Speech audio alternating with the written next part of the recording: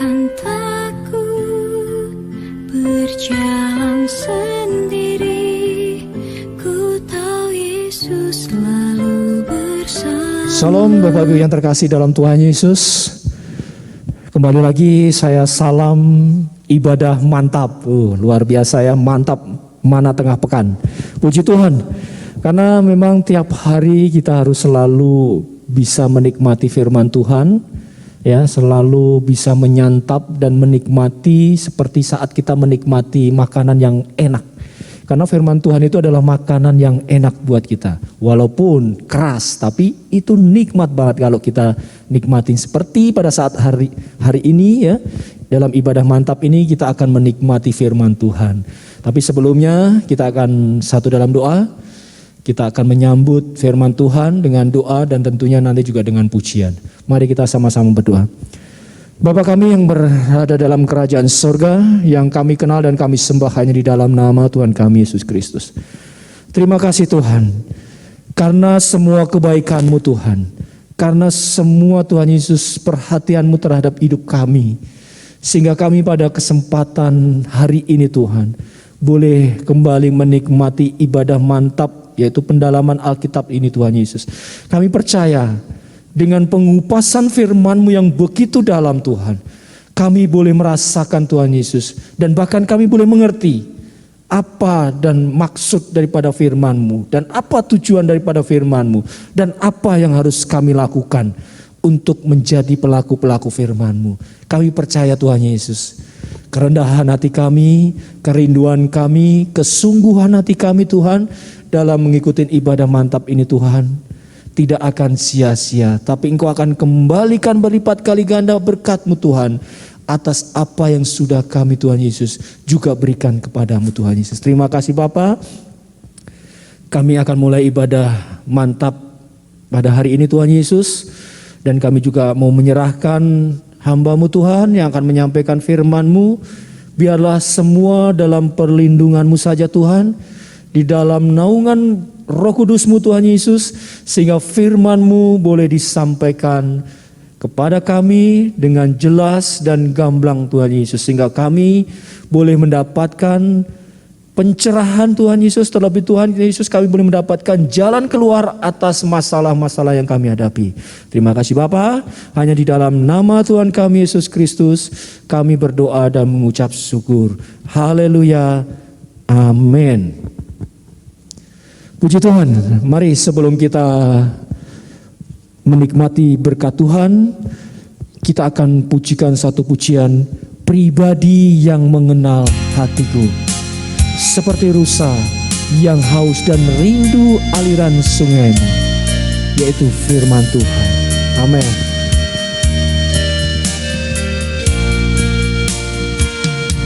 Seperti rusa yang haus, rindu aliran sungai-Mu,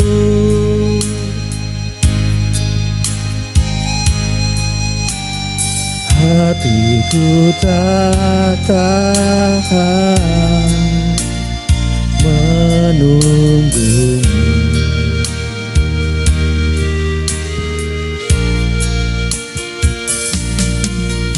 Bagai tanah gersang menanti datangnya hujan,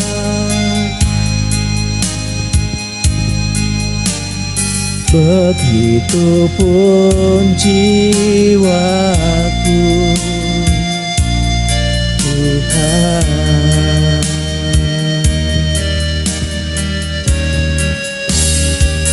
Hanya Engkau,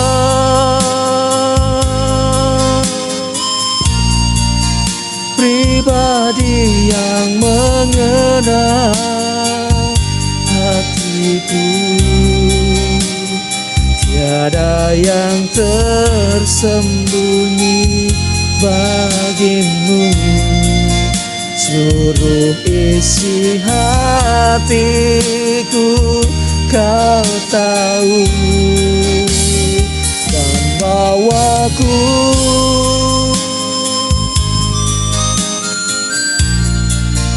untuk lebih dekat lagi padamu,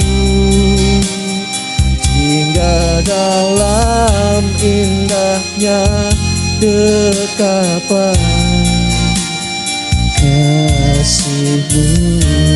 Seperti rusa yang haus rindu aliran sungai-Mu, seperti rusa yang haus rindu aliran sungai-Mu.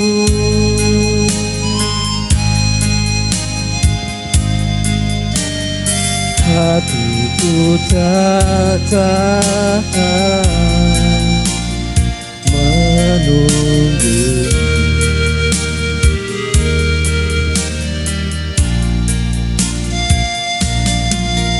bagai tanah gersang menanti datangnya hujan.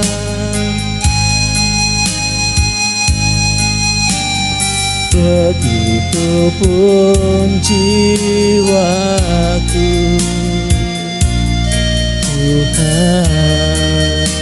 Hanya Engkau pribadi yang mengenal hatiku. Hanya Engkau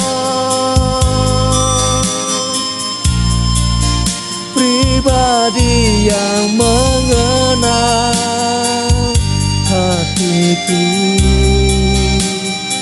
Tiada yang tersembunyi bagimu, seluruh isi hatiku Kau tahu, dan bawaku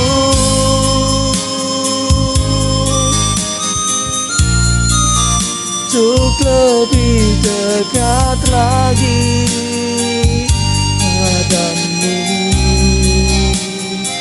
hingga dalam indahnya dekapan kasih-Mu. Hanya Engkau,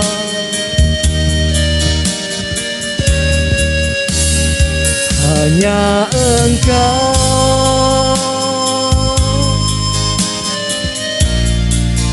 pribadi yang mengenal hatiku. Tiada yang tersembunyi bagimu, seluruh isi hatiku Kau tahu, dan bawaku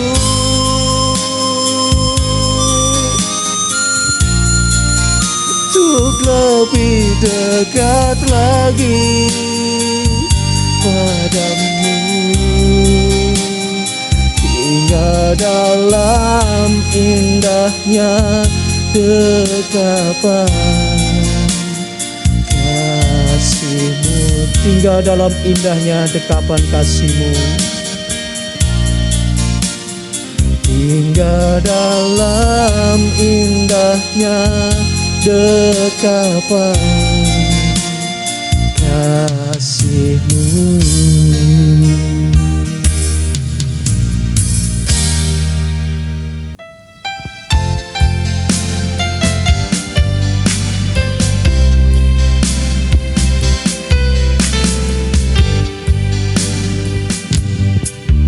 Ku mau cinta Yesus selamanya.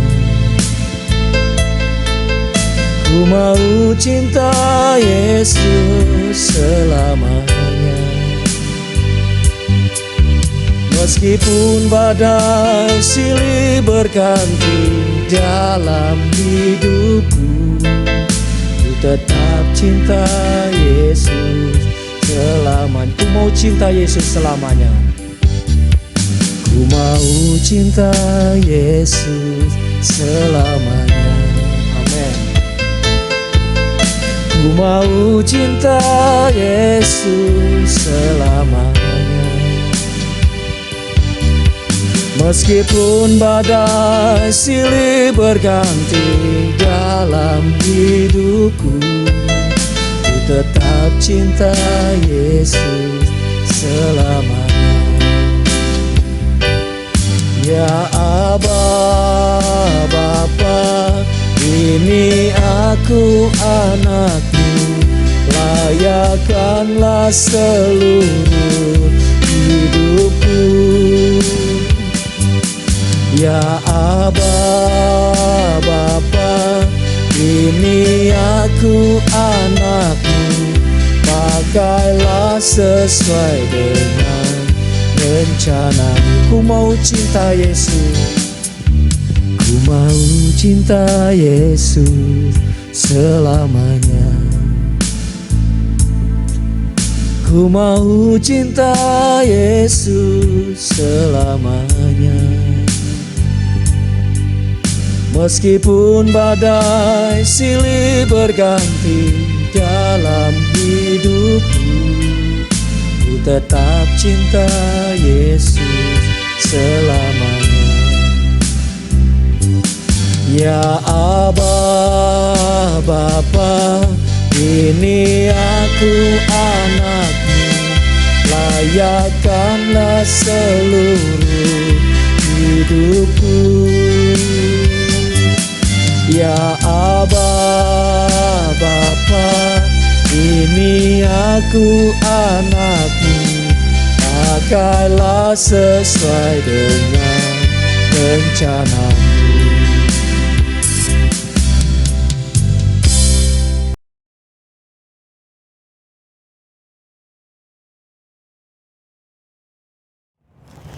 Untuk menyambut firman Tuhan, mari kita berdoa dan tunduk kepala bersama-sama.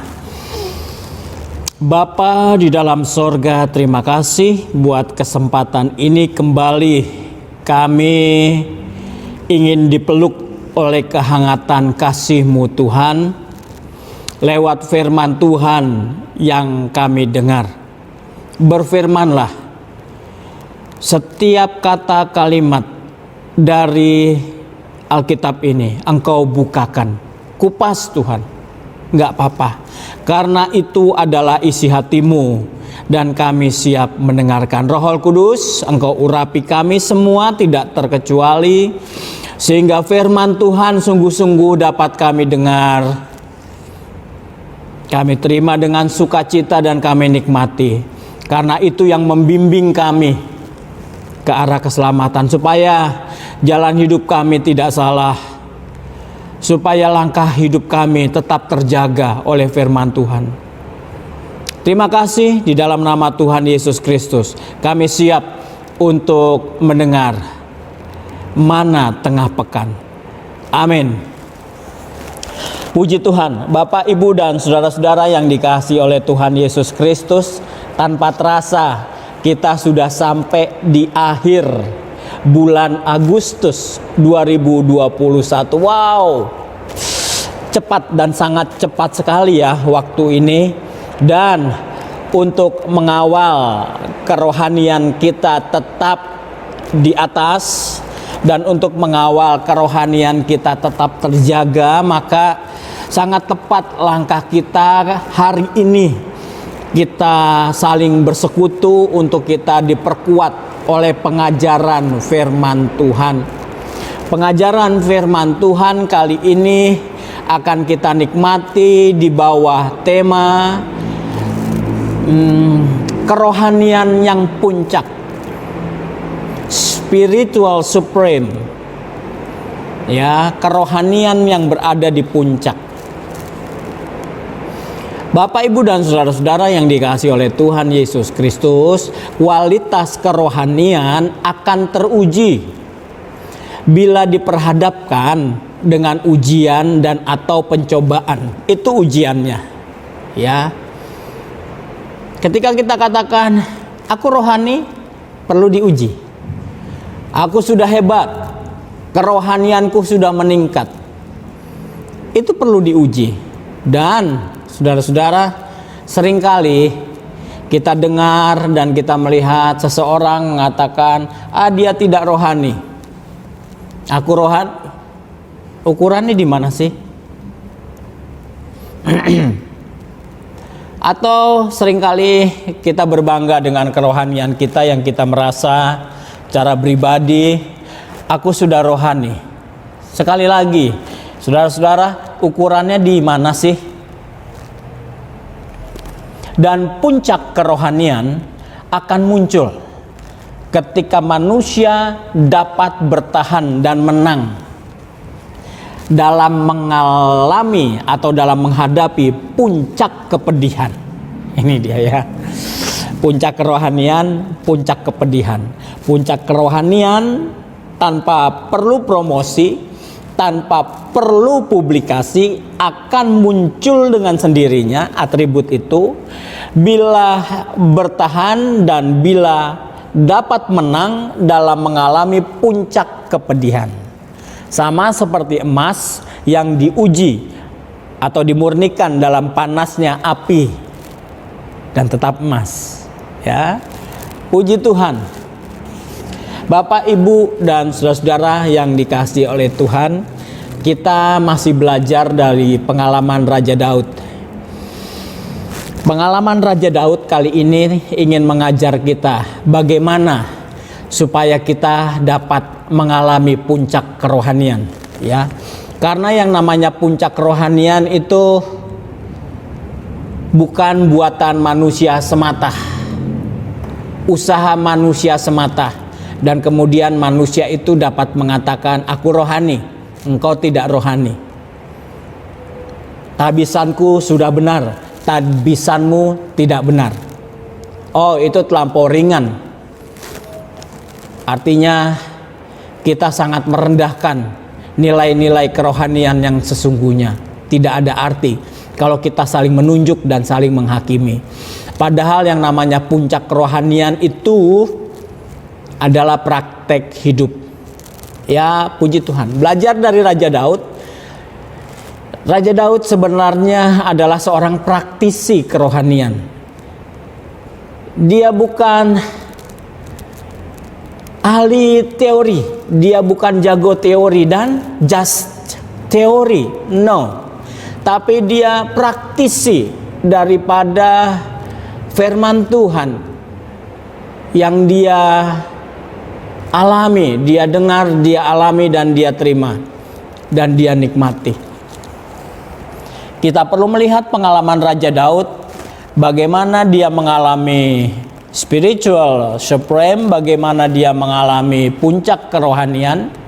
Ya, saudara-saudara yang dikasihi oleh Tuhan Yesus Kristus, Raja Daud yang pertama mengajarkan kepada kita tentang berpikir positif. Berpikir positif. Ini langkah atau tapak pertama menuju puncak kerohanian. Think positif. Orang kenal positive thinking, berpikir positif. Kita baca ya ayatnya dari 2 Samuel 16 ayat 3 sampai 4. 2 Samuel 16 ayat 3 sampai 4.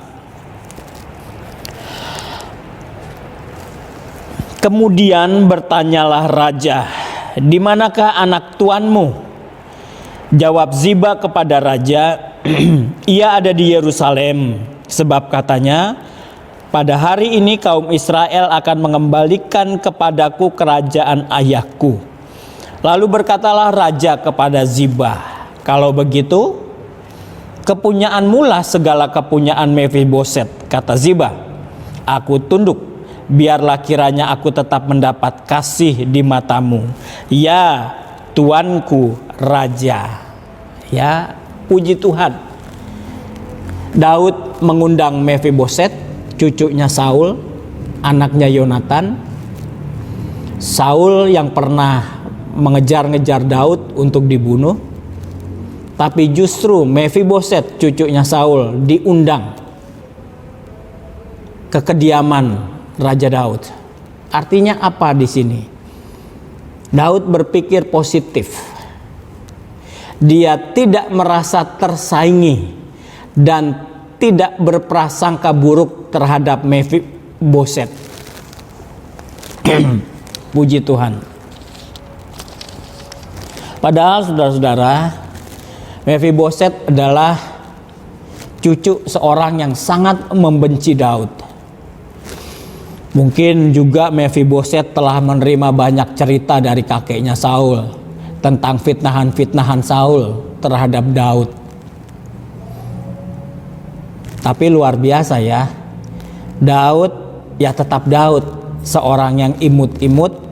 Ternyata imut-imutnya Daud itu bukan imut-imut wajahnya saja, tapi hatinya juga imut-imut.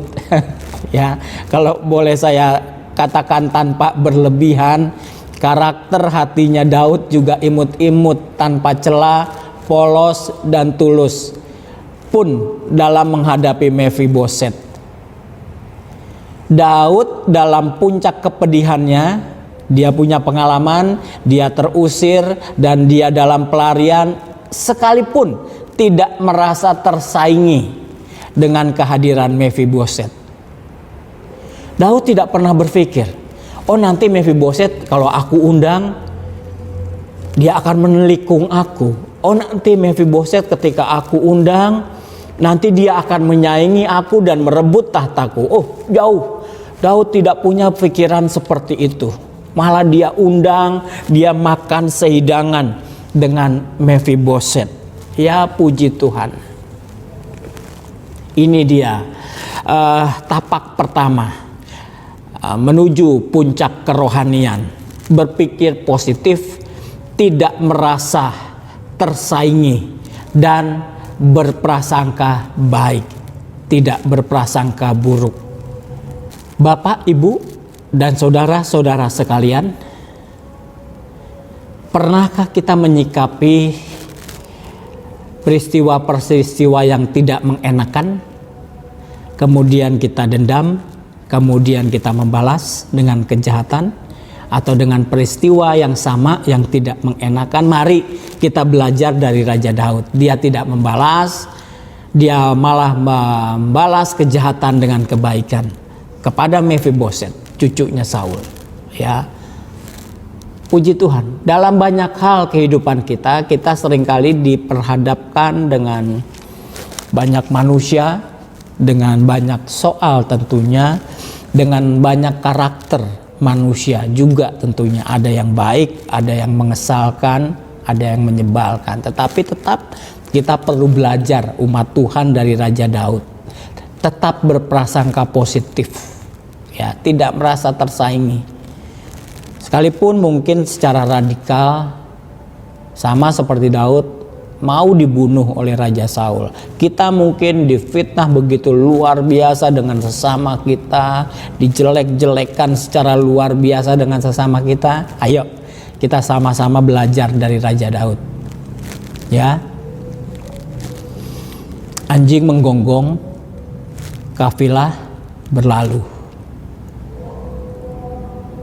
Enjoy aja, jangan dipikirin, jangan dimasukin hati. Sekalipun kita punya perasaan, tapi kita berbeda karena kita adalah anak Tuhan. Yang kedua, berpikir positif adalah Bapak, Ibu, dan saudara-saudara sekalian, Raja Daud memiliki kepenuhan kasih dan kepenuhan nasihat berkat. Ayat 4. Lalu berkatalah raja kepada Ziba, Raja Daud, kalau begitu kepunyaanmu lah segala kepunyaan Mefiboset. Karena Ziba yang merawat memelihara Mefiboset. Kata Ziba, aku tunduk. Ya, Ziba sangat hormat dan manut kepada Raja Daud. Biarlah kiranya aku tetap mendapat kasih di matamu dari Daud, ya tuanku Raja, Raja Daud. Jadi Raja Daud adalah sosok atau pribadi yang ternyata memiliki kepenuhan kasih yang luar biasa dan kepenuhan nasihat. Ini dirasakan oleh Ziba, inangnya Mefiboset, dirasakan oleh Ziba, dan dia kesaksian tentang Raja Daud seperti itu. Biarlah kiranya aku tetap mendapat kasih di matamu. Jadi memang Kasihnya Raja Daud itu begitu meluber, begitu melimpah, meluap-luap kepada siapa saja. Ya, ini berpikir positif yang kedua, memiliki kepenuhan kasih dan kepenuhan nasihat. Ya, Bapak, Ibu, dan saudara-saudara yang dikasihi oleh Tuhan Yesus. Mari, mungkin kita mengatakan, mungkin kita berbangga, ya sah-sah saja sih, boleh-boleh saja. Aku rohani, aku hebat, tabisanku benar. Ayo kita buktikan. Apakah kita memiliki kasih?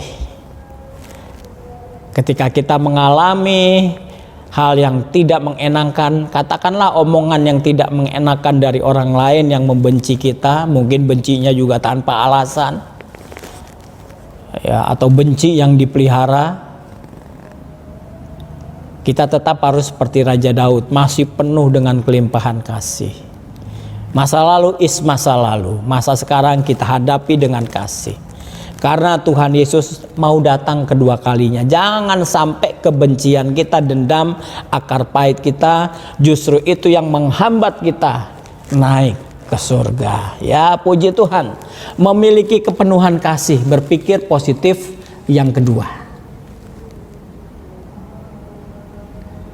Ya, kita selalu hari lepas hari dilimpahi oleh kasih. Sekalipun hari lepas hari juga kita mungkin selalu diperhadapkan dengan peristiwa-peristiwa yang mengesalkan kita, yang menyebalkan kita dari orang lain. Tetap kasih itu nomor satu. Amin ya. Kasih itu nomor satu. Ya, gampang-gampang susah, tapi bisa dan harus bisa. Kita harus berjuang. Yang ketiga dari berpikir positif, Bapak, Ibu, dan saudara-saudara. Ayat 9 sampai 14 dari 2 Samuel 16. Ayat 9 sampai 14. Lalu berkatalah Abisai anak Zeruya kepada raja, "Mengapa anjing mati ini mengutuki tuanku raja?" Satu saat Raja Daud dalam pelariannya dikutuki oleh Simei, sampai Abisai, pengawalnya Daud yang setia, geram kepada Simei. Dia katakan Simei sebagai anjing. Ya, mengapa anjing mati ini? Anjing mati lagi, bukan sekedar anjing hidup, anjing mati. Saking geramnya Abisai kepada Simei yang mengutuki Raja Daud. "Mengapa anjing mati ini mengutuki tuanku raja? Izinkanlah aku menyeberang dan memenggal kepalanya." Tetapi kata raja, nih Raja Daud, saudara-saudara, dikutuki, tapi katanya apa? "Apakah urusanku dengan kamu, hai anak-anak Zeruya? Biarlah ia mengutuk." Waduh, begitu ya hati Raja Daud legowo.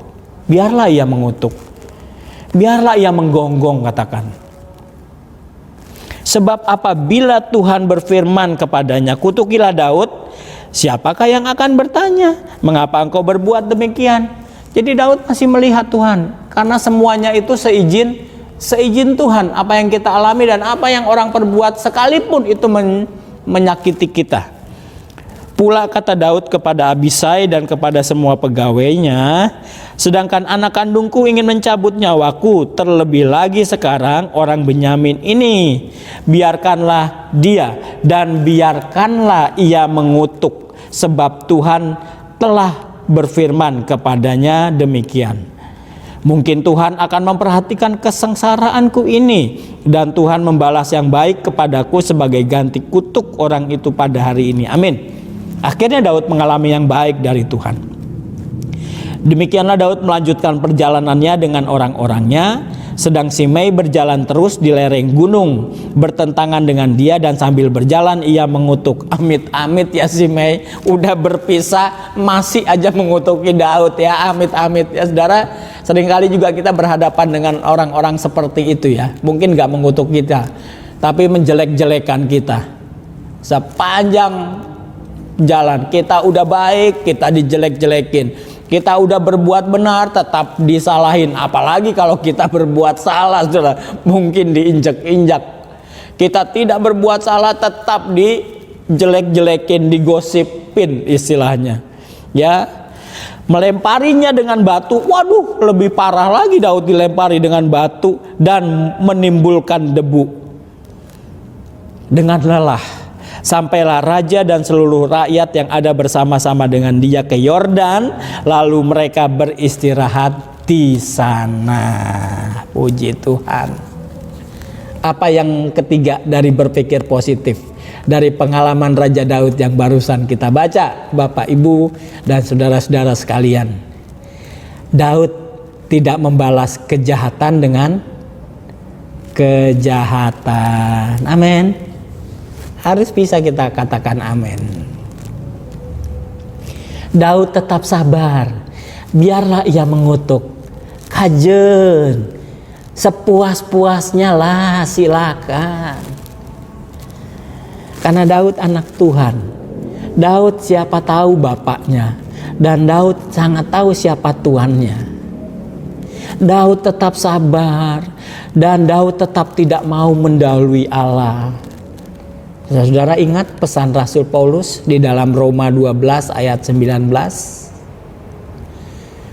Apa yang dia katakan? Saudara-saudaraku yang kekasih, janganlah kamu sendiri menuntut pembalasan. Daud tidak membalas Simei, karena Daud anak Tuhan dan Daud tahu siapa Tuhan yang melindungi dia.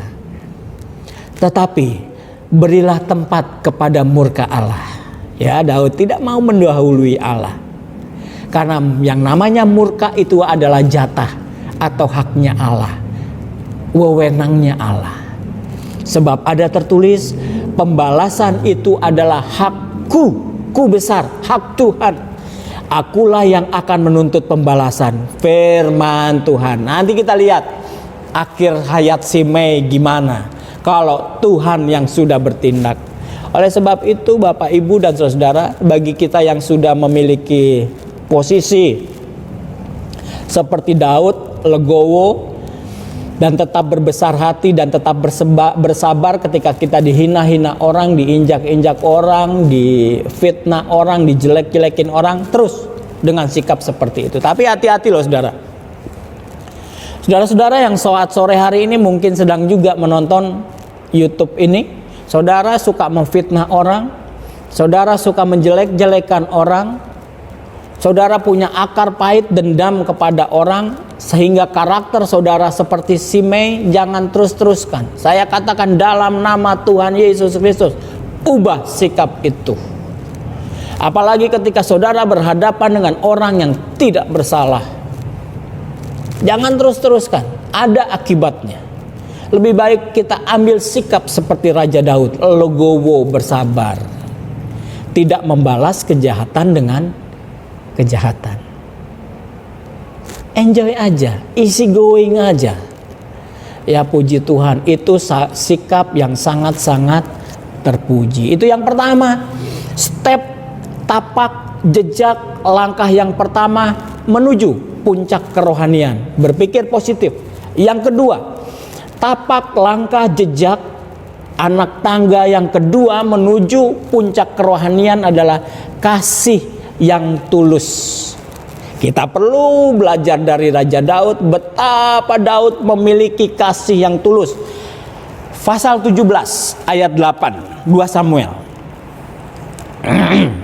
Kata Husai pula, engkau tahu bahwa ayahmu dan orang-orangnya adalah pahlawan, dan bahwa mereka sakit hati seperti beruang yang kehilangan anak di padang. Lagi pula ayahmu adalah seorang prajurit sejati. Ia tidak akan membiarkan rakyat tidur. Ya, ini Daud, pengalaman Raja Daud. Ayat 10. Maka seorang gagah perkasa sekalipun yang hatinya seperti hati singa akan tawar hati sama sekali. Sebab seluruh Israel tahu bahwa ayahmu itu seorang pahlawan, dan orang-orang yang bersama-sama dengan dia adalah orang-orang yang gagah perkasa. Puji Tuhan. Bapak, Ibu, dan saudara-saudara sekalian, Husai mengompor-ngompori Absalom. Satu saat Husai memprovokasi Absalom untuk membunuh Daud. Tetapi Apa yang dilakukan oleh Raja Daud? Saudara baca pasal 17 ayat 15 mulai sampai ayat yang ke-29. Apa yang dilakukan oleh Daud dari ancaman Absalom yang diprovokasi oleh Husai? Oh, provokasi Husai itu sangat menjebak sekali. Provokasi Husai yang sekalipun nabi itu sangat menjerumuskan sekali. Kok ayahnya Absalom ingin dibunuh, yaitu Daud? Itu nasihat yang gak benar itu. Tapi apa yang dilakukan oleh Daud? Daud lari ke Mahanaim. Daud lari. Daud tidak menghadapi ancaman dari Absalom karena Absalom adalah anaknya sendiri, ya. Daud malah lari ke Mahanaim, menghindari konfrontasi atau tawuran dengan Absalom anaknya sendiri. Daud mengalah. Bapak, Ibu, dan saudara, ini yang harusnya kita lakukan. Kasih yang tulus yang pertama, mengalah, menghindari konflik. Bukan pengecut, menghindari konfrontasi, bukan takut, tetapi itu sikap kesatria, sikap yang dewasa. Daud lebih memilih lari kok, cerita mengatakan, ketimbang berhadapan dengan anaknya sendiri. Sekalipun Daud, saudara-saudara, ternyata memiliki kemampuan untuk melawan loh. Coba kita baca ayat 8 dan 10, kita ulangi yang tadi ya. Itu provokasi yang sangat-sangat luar biasa dari Husai kepada Absalom. Engkau tahu bahwa ayahmu dan orang-orangnya adalah pahlawan. Dikompor-kompori. Masa engkau takut kepada Absalom? Ayat 10. Maka seorang gagah perkasa sekalipun yang hatinya seperti singa akan tawar hati sama sekali menghadapi engkau, Absalom. Waduh, luar biasa. Puji Tuhan ya Bapak, Ibu, dan saudara, Daud tidak menghadapi sekalipun dia mampu. Saudara kan tahu ya Daud, pahlawan-pahlawannya luar biasa loh Daud. Dia punya yang namanya Triwira. Wah, itu pahlawan yang kesohor, yang sangat kuat, sangat mumpuni. Kemampuan berperangnya luar biasa. Udah teruji di medan perang. Daud bisa kalau mau melawan, tapi itu dia tidak lakukan. Karena Daud anak Tuhan. Daud dipenuhi Roh Kudus, rohnya Allah. Sekali lagi, hatinya imut-imut, hatinya Daud tulus, polos, dan penuh kasih. Kasih yang tulus yang kedua, ini juga yang harus kita miliki, ya. Kita baca ayat 18, pasal 18 dari 2 Samuel, pasal 18, ayat yang ke-5. Pada akhirnya Absalom terpukul kalah, ya. Ayat 5 kita baca. Dan raja memerintahkan kepada Yoab, Raja Daud memerintahkan kepada Yoab, panglima perangnya, Abisai dan Itai, demikian. Perlakukanlah Absalom, ya, Absalom anaknya sendiri yang mau membunuh Daud, tapi satu saat keadaan berbalik, Absalom yang terjepit. Ya. Perlakukanlah Absalom, orang muda itu dengan lunak karena aku. Perhatiin ya saudara, ini perintah atau titah raja, perlakukan Absalom dengan lunak. Dan seluruh tentara mendengar. Ketika raja memberi perintah itu kepada semua kepala pasukan mengenai Absalom. Ya, hatinya Daud begitu penuh kasih, begitu tulus, dia tidak pendendam. Sekalipun dia pernah dikhianati oleh Absalom. Ayat ke-33 ya. Kita baca ayat ke-33. Singkat cerita, Absalom mati. Dibunuh oleh Yoab. Waduh, Yoab berarti tidak menuruti perintah Daud. Perintah Daud kan perlakukanlah dengan lunak, tapi ternyata dibunuh oleh Yoab. Ayat 33. Maka terkejutlah raja Dan dengan sedih ia naik ke anjung pintu gerbang lalu menangis. Menangis karena apa? Menangisi Absalom yang dibunuh oleh Yoab. Dan beginilah perkataannya sambil berjalan. Anakku Absalom, anakku Absalom. Kalau aku mati menggantikan engkau Absalom, anakku. Jadi apa? Yang kedua,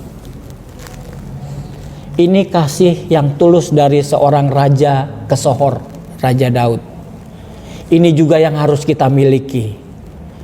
Raja Daud meratapi kematian orang yang mengkhianati, membenci kita. Ya, saudara pernah dikhianati orang? Saudara pernah dibenci orang? Ketika orang yang membenci, mengkhianati kita, katakan nasibnya sama seperti Absalom mati. Sikap kita gimana? Senang? Tepuk tangan dong, dia membenci aku. Betul nggak? Seneng dong yang membenci aku mati. Mungkin kita bilang haleluya. Oh, saudara-saudara, hati-hati loh. Raja Daud tidak. Raja Daud meratapi kematian orang yang justru mengkhianati atau membencinya. Itu kita seharusnya, amin.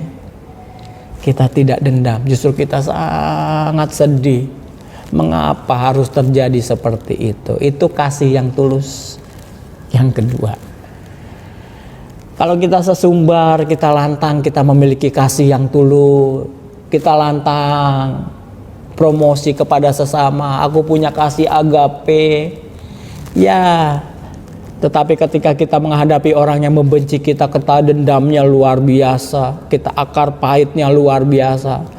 Seumur hidup aku tidak mau menginjak rumahnya dia sampai turunan ke-7, mungkin begitu. Seumur hidup aku tidak mau kenal dengan dia lagi, ya.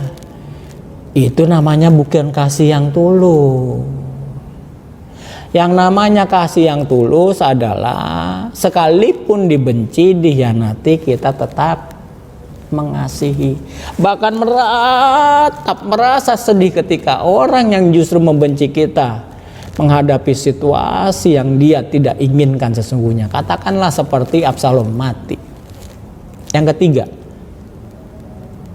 kasih yang tulus yang harus kita miliki adalah ayat 13 dari 2 Samuel 19 ayat 13.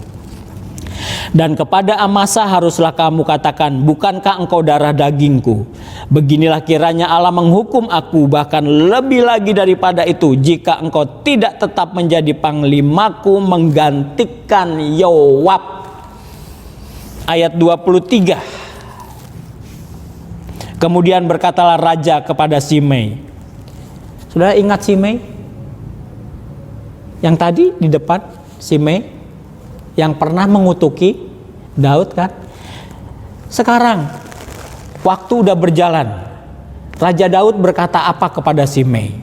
Waktu sudah berjalan begitu lama, ketemu lagi dengan Simei. Daud bilang apa kepada Simei? 23. Kemudian berkatalah raja kepada Simei, engkau tidak akan mati. Tuh kan? Hebat ya Daud ya.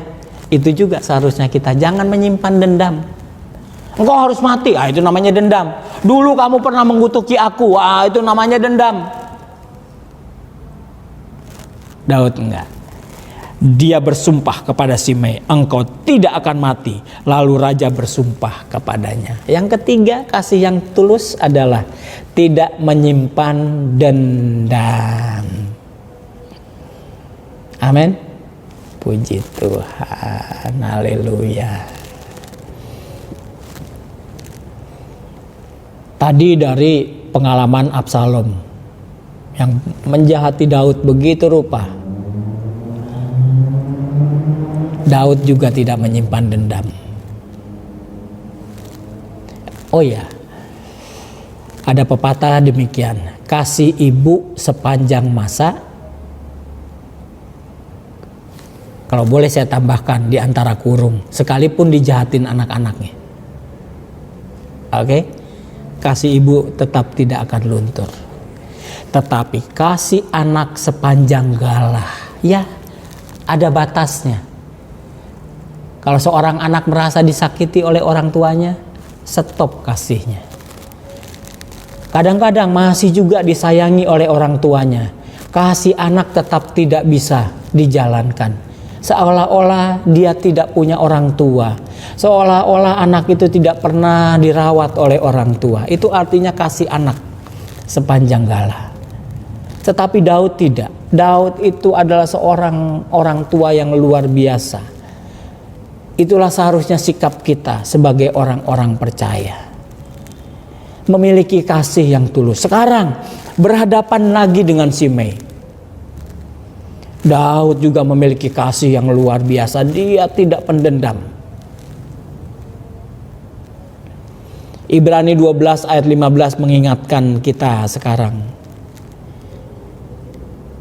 Daud mengambil sikap ini. Jagalah supaya jangan ada seorang pun menjauhkan diri dari kasih karunia Allah. Agar jangan tumbuh akar yang pahit, yang menimbulkan kerusuhan dan yang mencemarkan banyak orang. Itu dia tips dan trik bagaimana kita jadi pembawa damai.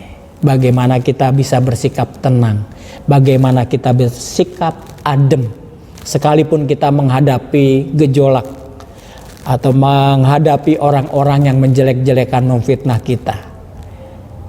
Kuncinya adalah tetap dekat dengan kasih karunia Allah. Kenapa banyak orang Kristen tawuran? Kenapa banyak orang Kristen hobi tawuran? Ya mungkin tidak lempar-lemparan di batu, tetapi lempar-lemparan atau tawuran di media sosial, tawuran status, menjelek-jelekan seorang yang dengan yang lain di media sosial. Kenapa? Padahal itu anak Tuhan, padahal itu Kristen. Kenapa suka fitnah? Kenapa suka asal sesumbar, asal nyeletuk? Apalagi di media sosial yang banyak dibaca orang. Kok kata-katanya tidak terkendali? Kok kata-katanya seperti bukan anak Tuhan ya? Kenapa? Karena dia sedang menjauh dari kasih karunia Allah. Seorang yang dekat dengan kasih karunia Allah, dia tenang. Dia tidak mudah sesumbar. Dia menjaga hati dan dia menjaga mulutnya. Dia menjaga sikapnya. Itu Daud dan itu kita semua. Puji Tuhan, itu yang namanya spiritual supreme, puncak rohani. Kita pun bisa mengalami puncak rohanian seperti Raja Daud. Asal yang pertama kita mau berpikir positif. Yang kedua, kita terus memelihara kasih yang tulus. Amin. Tuhan memberkati kita semua. Kita mau katakan kepada Tuhan, ujilah aku Tuhan, cobalah aku. Itu bukan menantang Tuhan, tapi kerinduan kita, motivasi untuk bisa merubah diri.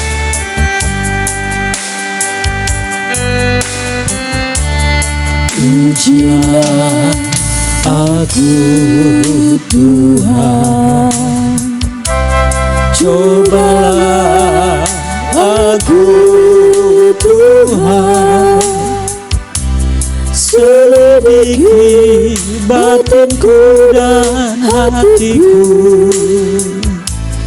mataku tertuju padamu. Aku cinta padamu Tuhan, aku rindu hadirat-Mu Tuhan. Aku ingin selalu dekat padamu, menikmati kehadiran-Mu. Ku nyanyi Hosana bagi Rajaku yang duduk di tahta. Aku muliakan dan ku agungkan, Kau layak ku nyanyi hosana, ku nyanyi hosana bagi Rajaku yang duduk di tahta. Aku muliakan dan ku agungkan, Kau layak disembah. Engkau yang layak disembah Tuhan, Engkau yang layak diagungkan. Hosana itu bagimu, segala kepujian bagimu Tuhan. Raja Daud sangat memuliakan Engkau Tuhan. Raja Daud sangat menyanjung meninggikan Engkau, sehingga tidak ada satu celah pun bagi kedagingan Daud keluar, sehingga tidak ada satu pintu pun bagi hawa nafsu Daud keluar, karena dia sadar dia anak-Mu, karena dia sadar bahwa pembalasan adalah hak-Mu ya Tuhan. Dan kami mengucap syukur Tuhan, kami boleh belajar dari Raja Daud melalui firman Tuhan. Daud dijahati tapi dia tidak pendendam. Daud pernah mengalami peristiwa yang tidak mengenakan, dia tidak menyimpan akar pahit. Dia tetap memiliki pikiran yang positif dan dia tetap memiliki kasih yang tulus. Kerinduan itu menjadi kerinduan kami Bapa di dalam sorga. Kami pun di dalam dunia ini Bapa di dalam sorga memiliki tantangan yang sama, menghadapi banyak manusia, menghadapi banyak peristiwa. Seringkali yang keluar adalah daging kami, yang seringkali keluar adalah hawa nafsu kami, kejahatan balas kejahatan. Ampuni Tuhan. Tetapi terima kasih ya Bapa di dalam sorga, melalui firman Tuhan kali ini Engkau mengajar kami. Harusnya kami punya puncak kerohanian seperti Daud, pikiran yang positif dan kasih yang tulus. Roh Kudus Engkau bekerja supaya Engkau mengurapi kami semua. Kalau kami ada dendam satu sama lain, kalau kami ada kesumat satu sama lain, kalau kami ada akar pahit satu sama lain, Engkau lepaskan itu. Roh Kudus Engkau yang sanggup. Terima kasih, terima kasih. Sebelum kami mengakhiri ibadah kami, Tuhan Yesus Kristus, kami tetap berdoa buat negeri kami. Minggu lalu negeri kami sudah mencapai usia 76 tahun. Usia yang sudah cukup dewasa. Kami berdoa supaya usia yang panjang ini juga menunjukkan kedewasaan sikap perilaku negara dan bangsa Indonesia. Negara dan bangsa Indonesia ini dipulihkan, disembuhkan, dan kemudian beranjak dewasa menuju kesejahteraan dengan kesatuan yang sesungguhnya. Bapa di dalam sorga, kami juga berdoa untuk sinode kami, Gereja Pantai Kosta Tabernakel. Mari Tuhan Engkau campur tangan, supaya kami tetap di dalam satu hati, satu pengajaran, di dalam pengajaran mempelai dalam terang tabernakel, di mana Alkitab itu sendiri adalah pengajaran mempelai yang begitu komplit dan begitu luar biasa apik. Terima kasih Bapa di dalam sorga, mulai dari ketua umum sampai pada anggota majelis besar, juga dengan sinode-sinode yang lain, penyertaan yang sama juga menyertai mereka. Terima kasih Bapa di dalam sorga. Terima kasih. Kami mau berpisah. Sebelum kami berpisah, kami mau terima berkat-Mu.